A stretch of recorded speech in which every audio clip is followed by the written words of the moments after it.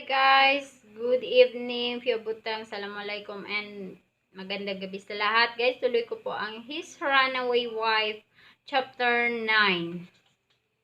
Kasi masyado late, sorry sa late upload. And thank you sa nag-message nito at thank you rin sa pakikinig. Chapter 9, Damian Point of View.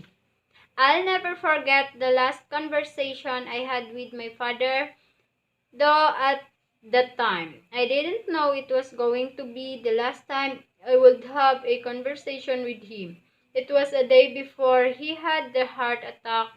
I remembered going to his office after an appointment. We talked about football and then the conversation began to get deeper. Don't work too much, son, because your life will be over before you know it. Enjoy life, enjoy the people you love. Enjoy the people you love. Of course, when he told me that, I knew he was talking about my runaway wife. From everyone else, my father was the one who understood me most. I thought he felt a little guilty because I had followed his footsteps in becoming a doctor, and then I was wifeless. This was a very rewarding job, but it came with sacrifices. Seeing Rebecca again had changed me. I had spent the last 3 years feeling so angry. Angry at Rebecca, angry at myself, angry at the world. I was miserable. Every day felt the same as I buried myself in work. Seeing her again, it was as if the past 3 years had not happened. It was like I had been shaken up to life. I had a purpose again. I was a husband again. Right now, I wanted nothing but to be Rebecca's husband. There was a knock on the door and then it opened and Karen peeked in. She always had the habit of doing that. It was as if the knock was announcing her entrance rather than asking for permission to enter. "Hey," she said, closing the door behind her after she walked into my office. "Good afternoon," I said, looking away from the computer. "How are you?" she asked, sitting down. I frowned. "Good. What's going on?"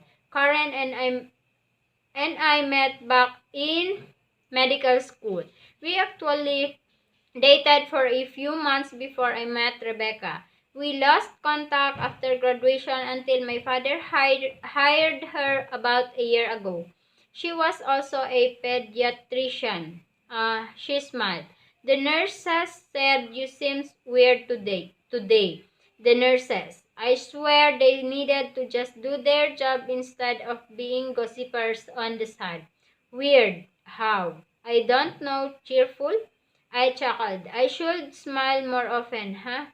Karen studied me. You do look different. Is it because you slept a little more today?" I didn't usually like to share my personal life with anyone, but if I did, it would be to Karen.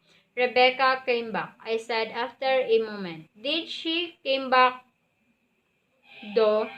"She had stayed because I asked her to, but she was here only for the rest of the week and then she was leaving again."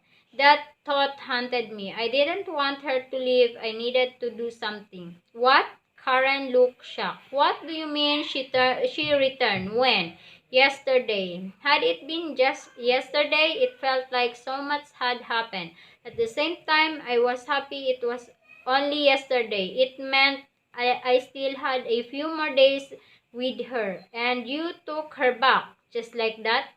There was no edge in her voice that I didn't like. Maybe I should not have said anything. Why didn't I keep my mouth shut?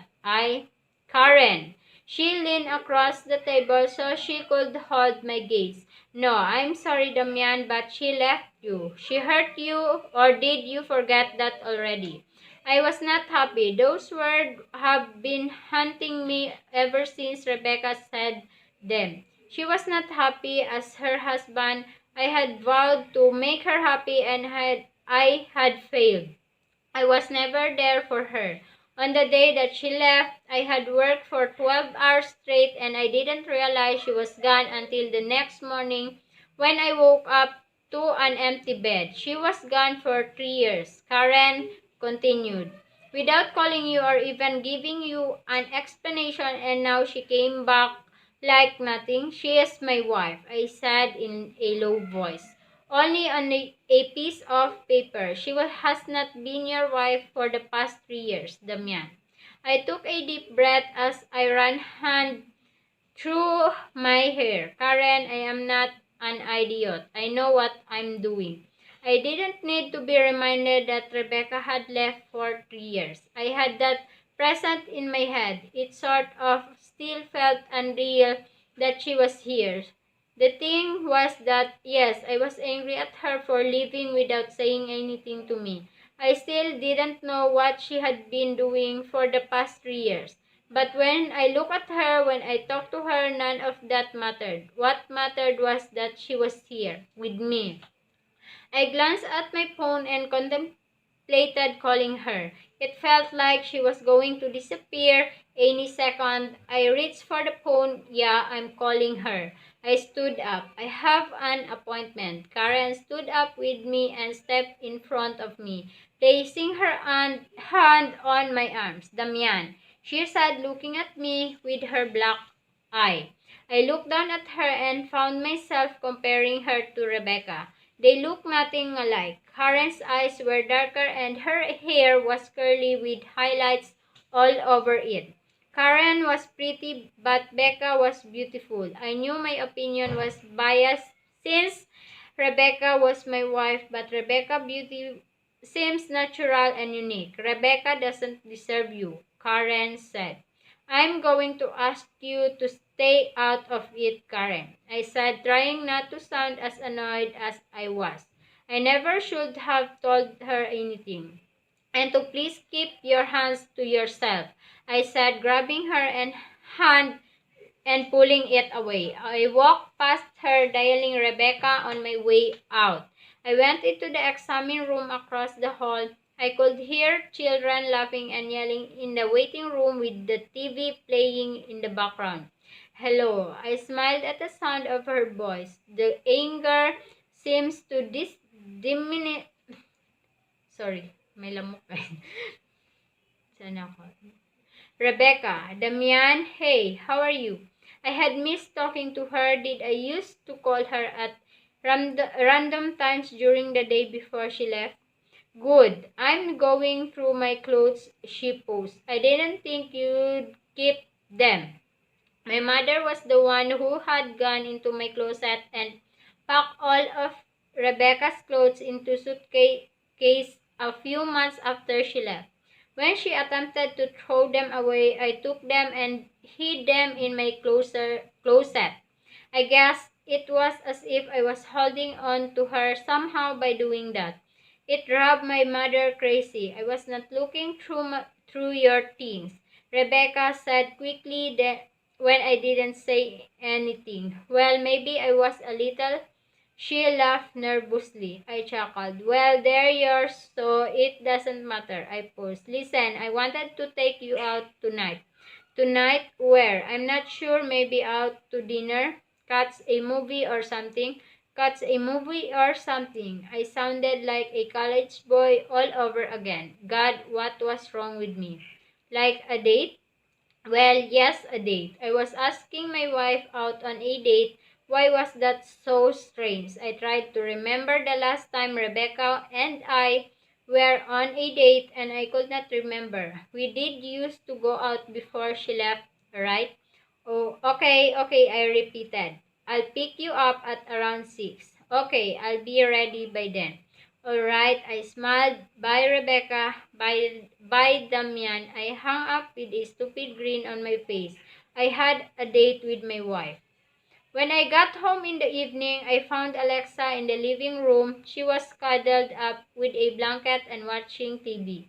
I think it was one of the Harry Potter movies. She paused it when she saw me come through the front door. Hey, hi, she said with a shy smile that resembled Rebecca's.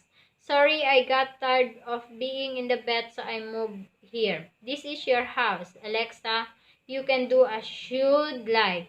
She nodded with a smile. Thank you. If you can just let Rebecca know, please.